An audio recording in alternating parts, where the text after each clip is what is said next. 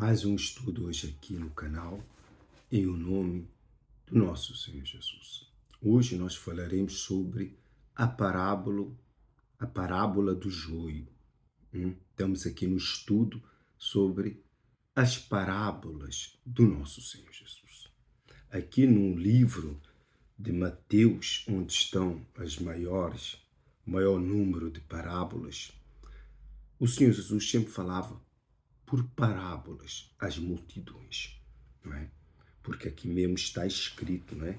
Aqui em Mateus 13, mesmo no versículo 34, na sua Bíblia você pode ler: todas estas coisas disse Jesus às multidões, por parábolas, e sem parábolas nada lhes dizia, para que se cumprisse o que foi dito por intermédio do profeta.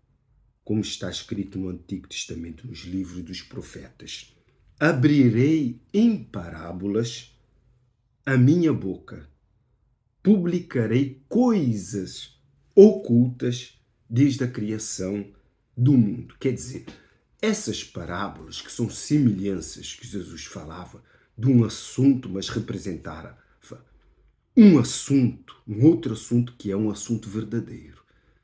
Jesus falava de um modo para o povo, e o povo pensava, mas não entendia.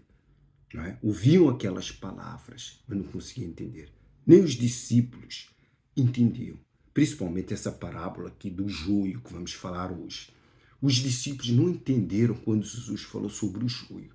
Quer dizer, essas parábolas, não é? Que são semelhanças, são comparações que Jesus fazia muitas vezes sobre o reino dos céus e as coisas aqui na terra, não é? O povo, aquela multidão que seguia Jesus, não entendia. E também muitas coisas os discípulos não entendiam, mas à parte, Jesus explicava aos discípulos todas as parábolas. E essa parábola do joio é uma das parábolas verdadeiras. Todas as parábolas são comparações verídicas do Senhor Jesus.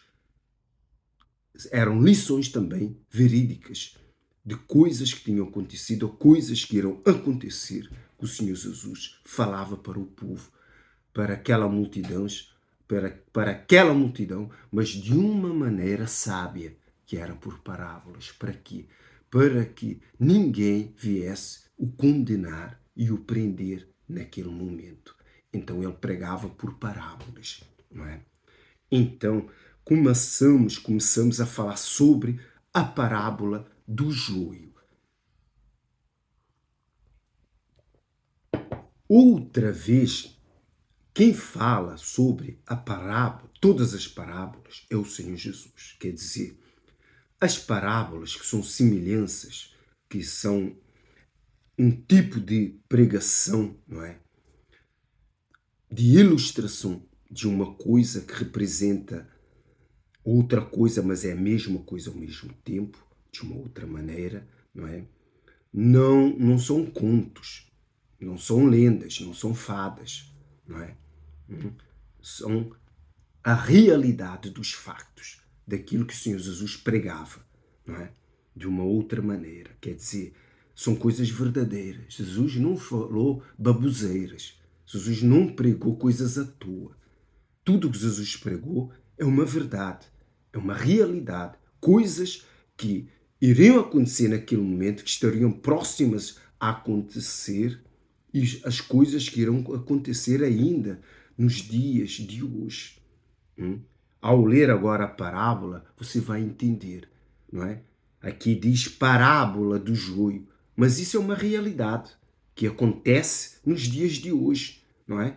Não é só, né, uma comparação, uma ilustração simplesmente que o Senhor Jesus fez, não é? Fazia para o povo naquilo. É uma realidade que Jesus contava de uma outra maneira, não é? Ilustrada de uma outra maneira que o povo não entendia, porque assim estava escrito que ele devia abrir a sua boca e pregar o Evangelho, a palavra de Deus, através de parábolas para as multidões. Não é? Mas tudo era revelado para os discípulos. Então aqui em Mateus, no capítulo 13, 24, fala sobre a parábola do joio. Outra parábola Jesus lhes propôs, dizendo: o reino dos céus. Sempre Jesus faz a comparação do reino dos céus. O reino dos céus é lá em cima, onde se faz a vontade de Deus. Aonde está o segundo céu e o primeiro céu, onde habita Deus, e o segundo céu, onde estão os anjos. Então, ali se faz a vontade de Deus. Então, ali é o reino dos céus, não é? Lá, quem é o rei é o Senhor Jesus, porque lá se faz a vontade do nosso Senhor Jesus, que é o reino dos céus. Por isso que ele faz sempre essa comparação em quase todas as parábolas. O reino dos céus é semelhante a um homem que semeou uma boa semente no seu campo. Mas enquanto os homens dormiam, quer dizer, um homem foi lá no seu próprio campo e semeou uma semente, quer dizer, uma semente boa, que é o trigo. Mas enquanto, quer dizer, os seus servos dormiam, veio o inimigo, semeou o joio no meio do trigo e retirou-se. Quer dizer, à noite, devagarinho, devagar, veio alguém, o inimigo, alguém que era contra esse dono daquela terra. Na verdade é o Senhor Jesus, não é? Tinha lá semeado uma boa semente, que é o trigo. Então o inimigo, que é o diabo, ele veio também à noite, foi lá naquele terreno e lá semeou o joio, que é uma falsa semente. Você vai entender com a continuação dessa leitura. Então, vindo os servos do dono da casa, não é? Lhe disseram: Senhor, não semeaste boa semente no seu campo? De onde vem, pois, o joio? Então, quer dizer, eles sabiam, não é? Os servos do nosso Senhor Jesus, os servos do dono daquela terra, que ele tinha, não é? Plantado ali uma boa semente, não é? Que era o trigo. Então começou a crescer o trigo. E juntamente com o trigo surgiu o joio. Então, ao surgir o joio, não é? Os servos deles observaram: então, Senhor, então, vimos lá também o joio, cresceu juntamente com o trigo. E esses servos disseram ao seu Senhor, ao Senhor Jesus, assim.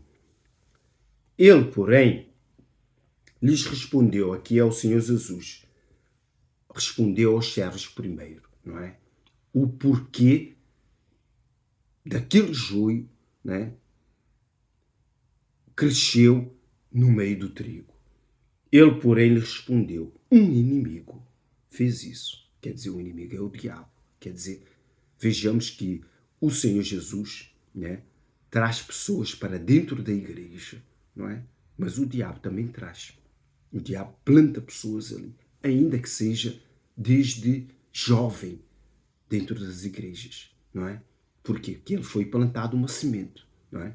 A semente cresceu, não é?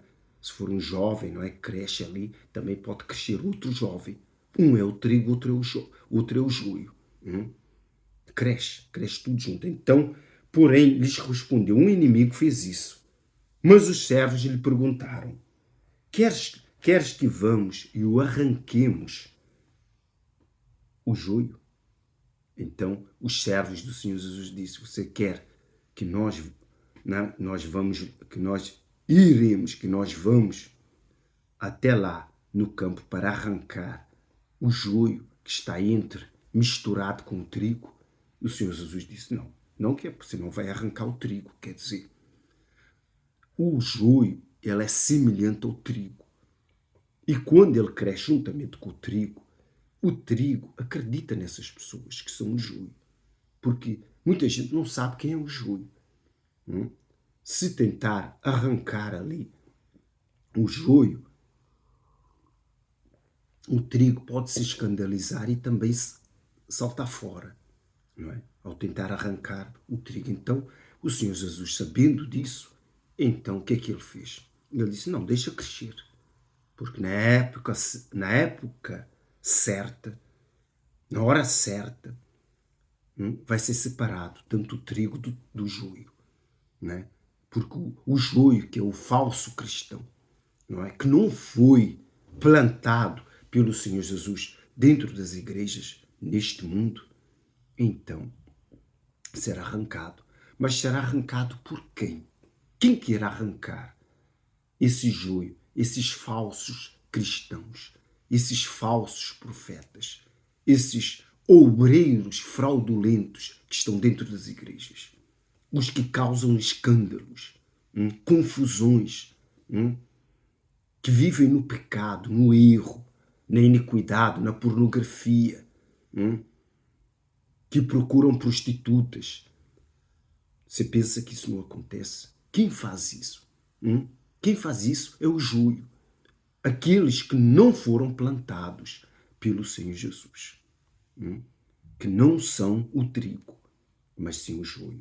E o Senhor Jesus continua aqui, nessa parábola do joio, continua a dizer assim: não replicou-lhe ele, para que, ao separar o joio, não arranqueis também com ele o trigo. Deixai-os crescer até a colheita. Agora você vai entender. E no tempo da colheita, direi aos ceifeiros, quer dizer que são os anjos, não é? Ajuntai primeiro o joio, quer dizer, quando vier o tempo da colheita. Que tempo é esse da colheita? É o arrebatamento, que é na consumação dos séculos. Quando Jesus voltar com todos os seus anjos, não é? Existem mais anjos do que ser humano sobre a face da terra, não é? Não se sabe quantas vezes mais. Todos os seus anjos com ele, não é? Para esse grande dia, que é o dia do arrebatamento. Mas primeiro serão amarrados o joio, os falsos cristãos, os que causam escândalos, os que vivem no pecado, os que nunca receberam o Espírito Santo, mas receberam o espírito do engano, que é o espírito do diabo, que é o espírito do inimigo. Assim, são muitos que pregam o evangelho, não é? Mas não têm o Espírito Santo. Muita gente pensa que eles têm o Espírito Santo e não têm, não é? Porque eles são falsos.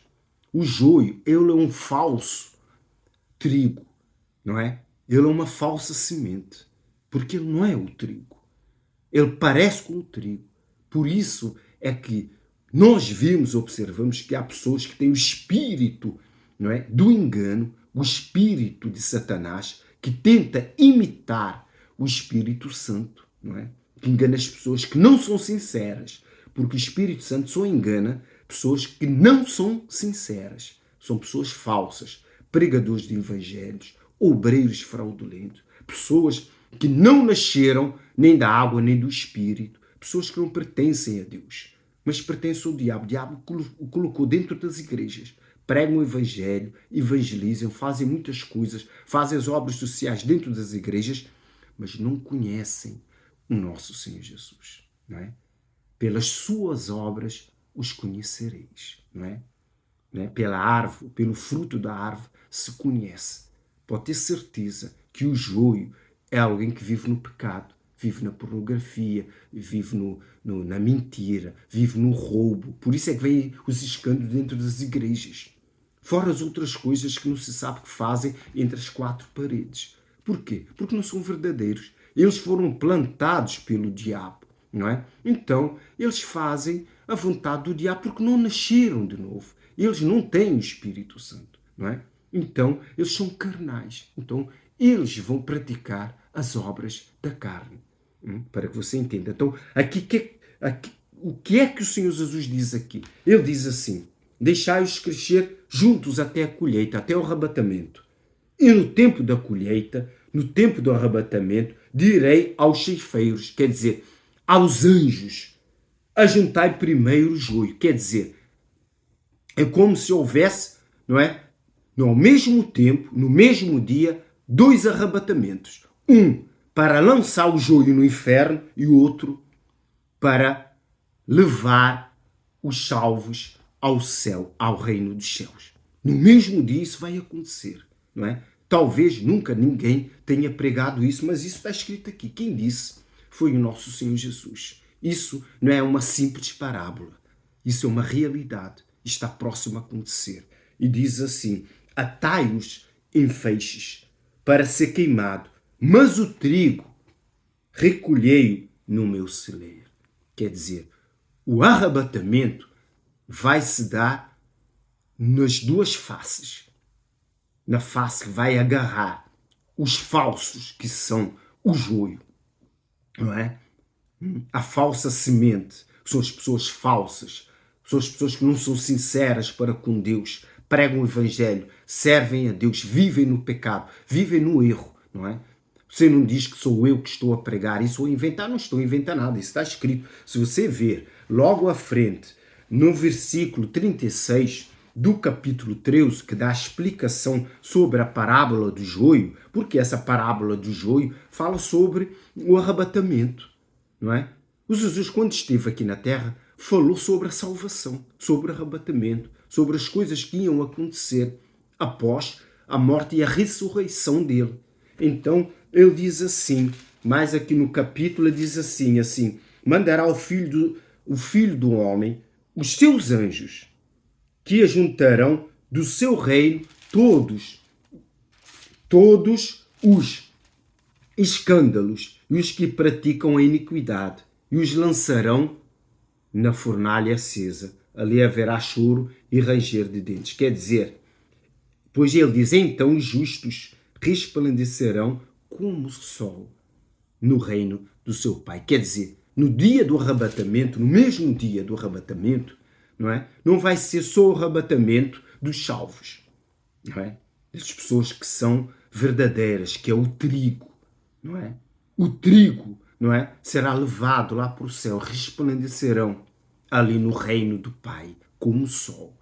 Mas esses falsos profetas, essas pessoas que andam dentro das igrejas, que vivem no pecado, que não receberam o Espírito Santo, mas receberam, que pensam que têm o Espírito Santo, mas receberam o espírito de engano, que vivem no pecado, vivem no erro, dão mau testemunho, causam os escândalos, está escrito aqui, não é? Vivem na iniquidade, na mentira, no roubo, não é? Que são mercenários, que não são pastores, como o Senhor Jesus disse, não é? Que onde eles veem o lobo vindo, não é? Eles fogem. Porquê? Porque eles fazem a vontade do lobo, que é o diabo, não é? Então, o mercenário, não é? É mercenário. Ele não tem cuidado com as ovelhas, não é? Com o povo de Deus, ainda que pregue o evangelho. O olho dele está no dinheiro, porque ele é mercenário. Ele prega o evangelho para ganhar o seu sustento, mas vai para o inferno. O que é que você pensa que há muitos pregadores do evangelho? Não estão ali por amor às almas. Eles estão ali para se autossustentar.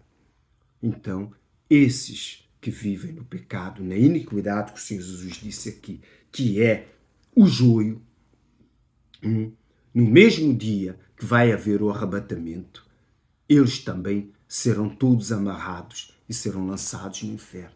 E os que ficarem, muita gente vai pensar que foram salvos, que foram arrebatados para o céu. Não. Eles foram arrebatados para o inferno. Eles vão ser amarrados pelos anjos também no mesmo dia e vão ser lançados no inferno. Algo parece, não é? Que nunca ninguém tenha pregado, nunca ninguém tenha revelado. Está escrito aqui, é só você ler aqui no livro de Mateus, no capítulo 13 e no versículo 30, no versículo 30 de Mateus. Está escrito aqui claramente. No mesmo dia, quem disse foi o Senhor Jesus, do arrebatamento, esses serão arrebatados para o inferno, onde haverá choro e ranger de dentes. Esses que são o joio, a falsa semente, que vivem uma vida, não é, contrária à palavra de Deus, mas pregam o evangelho, não é? Os que vivem enganados pelos espíritos do engano, não é? Dos espíritos enganadores. Esses são os anticristos que estão por aí pregando o evangelho. Não é? Pregam o evangelho, mas não vivem. Não é? Não vivem o evangelho. Não é? Não têm intimidade, não conhecem a Deus. Não têm o Espírito de Deus. Então, eles não são eles não são o trigo. Eles não são o trigo. Por isso que o Senhor Jesus disse não é, aos seus servos, deixe até a colheita, não é? Jesus não vai arrancar ninguém de dentro das igrejas, os falsos, não é? As pessoas que não são sinceras com Deus, que andam ali, fazem de conta que elas sabem o que têm praticado, não é? Jesus não vai vir, às vezes nem vai usar, às vezes, ninguém para dizer, não, você é o joio. Não, Jesus não vai dizer que você é o joio para te arrancar e lançar fora. Não. No tempo da colheita, vêm os anjos e agarram esses joios que causam os escândalos nas igrejas, que impedem pessoas de serem salvas e serão lançados no inferno, não é? Pastores que são roubadores, não é? São ladrões, não é? Que roubam oferta, que roubam os dízimos, não é?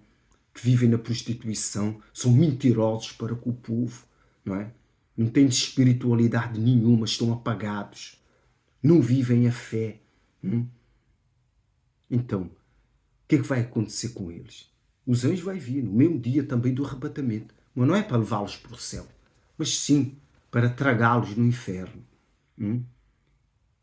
Pense que o Senhor Jesus, não é? Todas essas palavras, o Senhor Jesus brincou com essas palavras, não é? Falou por falar. Você pensa que o Senhor Jesus não sabe todas as coisas, presentes e futuras? Ele sabe que isso iria acontecer. Vejamos que ele pregou isso há mais de 2000 anos atrás. E isso acontece hoje, né? Vários anticristos saíram pelo mundo e estão aí pregando o evangelho, né? Falsas doutrinas contra a palavra de Deus, que tem levado muita gente ao inferno, né? Mas eles também vão, né? Os falsos, não é? Que são o joio, também vão, porque eles não vivem, não são sinceros, pagarão o preço. Não pense que só, não é, o trigo vai ser arrebatado lá para o céu. Sim, no dia do arrebatamento é o grande dia dos salvos subirem para o céu. Lá vão resplandecer, mas também o joio, que é o falso, será tragado no inferno pelos anjos também. Os anjos não vêm com o Senhor Jesus só para arrebatar os salvos, mas também para prender no inferno todo o joio, todo o falso profeta, para arrancar, não é, da igreja o falso profeta, os falsos servos, os obreiros fraudulentos que vivem no pecado, na iniquidade, e os que têm causado escândalos dentro das igrejas, né? E vão ser tragados no inferno também pelos anjos. E os que ficaram deram por conta que houve o arrebatamento, vão pensar que esses servos maus foram arrebatados, mas não foram arrebatados. Eles foram tragados no inferno, porque isso vai acontecer no mesmo dia. Quem disse isso foi o nosso Senhor Jesus. Basta você ler aqui em Mateus 13 e no capítulo 30, para que você não pense que eu esteja criando uma nova história ou uma nova doutrina. Que esse estudo fique aqui com o Senhor, com a Senhora, para meditação, não é? Dessas palavras, em nome do Pai, do Filho e do Espírito Santo. Em nome do nosso Senhor Jesus. Graças a Deus.